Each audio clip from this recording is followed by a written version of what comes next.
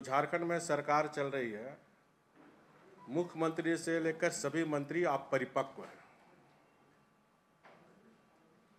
ये शब्द मैं इसलिए यूज कर रहा हूं कि आपने देखा हमारी सरकार ने नियोजन नीति बनाई थी। उस नियोजन नीति में हमने हिंदी, इंग्लिश, संस्कृत, हिंदी भाषा भाषी, उर्दू, बंगला और झारखंड की 9 जनजाति भाषा को हमने शामिल की थी और 10 वर्ष तक झारखंड के स्थानीय लोग को ही 3rd ग्रेड 4th ग्रेड के में नौकरी मिले, ये प्रावधान हमारी सरकार ने की थी और जिसके तहत हमारी सरकार 1 लाख से ज़्यादा सरकारी नौकरी दी थी। अगर मैं 2 वर्ष की खाली बात करूं तो 2 वर्ष में मैं 2 वर्ष की खाली अपनी सरकार की बात कर रहा हूं।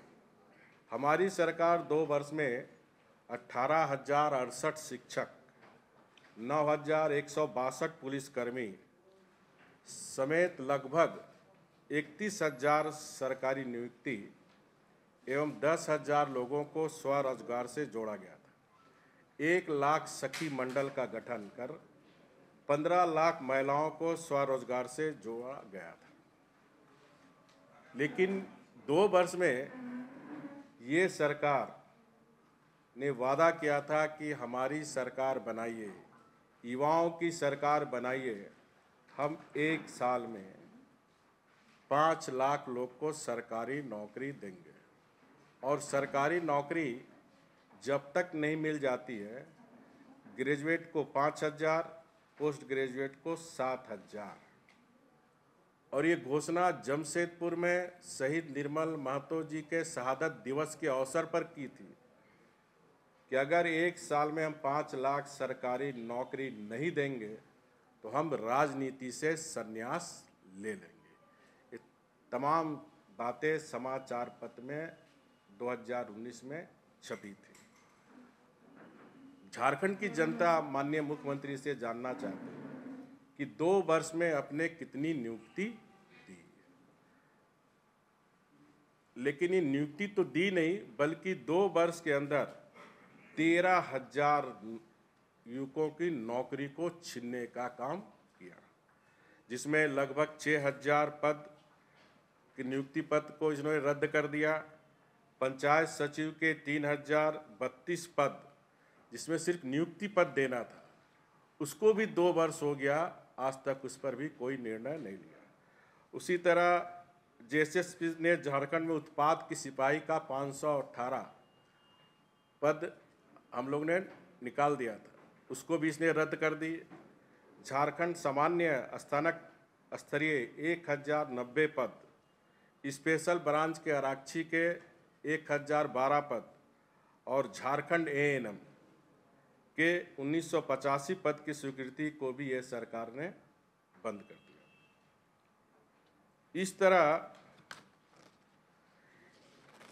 हमारी सरकार जो नियुक्ति दी थी, और हमने जो 13 जिला शेड्यूल एरिया, 11 जिला नॉन शेड्यूल एरिया में, उसमें भी टीचरों की बहाली की थी। उसमें भी लगभग 8 से 9,000 टीचर जिसकी नियुक्ति देना था, लेकिन चुनाव घोषणा होने के बाद हम लोग नियुक्ति पत्र नहीं दे पाए। वो भी आज सोनी कमार के जो हाईकोर्ट में केस किए थे, वहाँ भी सरकार ने गलत एफिडेविट डाला कि बीजेपी की सरकार की नियोजन नीति गलत है और इसीलिए हाईकोर्ट ने निर्णय दिया। उस समय सरकार ने कहा कि हम सुप्रीम कोर्ट में अपील करेंगे। एक तरफ आप हाईकोर्ट में कह रहे हैं कि बीजेपी सरकार की नियोजन नीति खराब है, जिसके कारण हाईकोर्ट ने जजमेंट दिया। अब उस जजमेंट के खिलाफ सरकार कह रही थी कि हम सुप्रीम कोर्ट जाएंगे। तो इस तरह ये सरकार पूरी तरह कन्फ्यूज्ड सरकार है और झारखंड के बच्चे बच्चियों के साथ, भविष्य के साथ खिलवाड़ कर रही है। और नियोजन नीति इन्होंने बनाई, उस नियोजन नीति में भी आप देखिए, उस नियोजन नीति बिना सोचे समझे कि बीजेपी सरकार की नियोजन नीति है, इसको खत्म करो, और इन्हें नौकरी तो देना नहीं है, और इसलिए बिना सोचे समझे अपनी अपरिपक्वता माननीय मुख्यमंत्री ने दिखाई और नियोजन नीति बना दी, जिसमें हिंदी अंग्रेजी का जो पेपर 2 है उसको हटा दिया। और जब किसी अभ्यर्थी ने माननीय उच्च न्यायालय में अपील दायर की और माननीय उच्च न्यायालय ने पूछा, और जबकि इसी सरकार के विधि विभाग के सचिव ने इस नियोजन नीति के खिलाफ रिपोर्ट किया था कि यह गैर संवैधानिक है, लेकिन अपने सरकार के विधि सचिव के बातों को ना सुनकर आनन फानन में इन्होंने नियोजन नीति बनाया। और हाईकोर्ट ने भी कमेंट किया कि ये संवैधानिक अंग्रेजी और हिंदी को आप कैसे हटा दिए। तब इस सरकार की आंख खुली और आपने समाचार पत्र में आप सबने छापा है कि अब उस बहस के लिए 16 लाख रुपये का दिल्ली का पूर्व एडवोकेट जनरल रोहतगी साहब को लाने का काम, और आनंद फानन में दूसरे राज्य में जो नियोजन नीति बनी उसकी स्टडी करने का। अगर सरकार नियोजन नीति बनाने के पहले सारे राज्यों का नियोजन नीति बना के मंगा के देख के अगर बनाते तो ये स्थिति नहीं होती।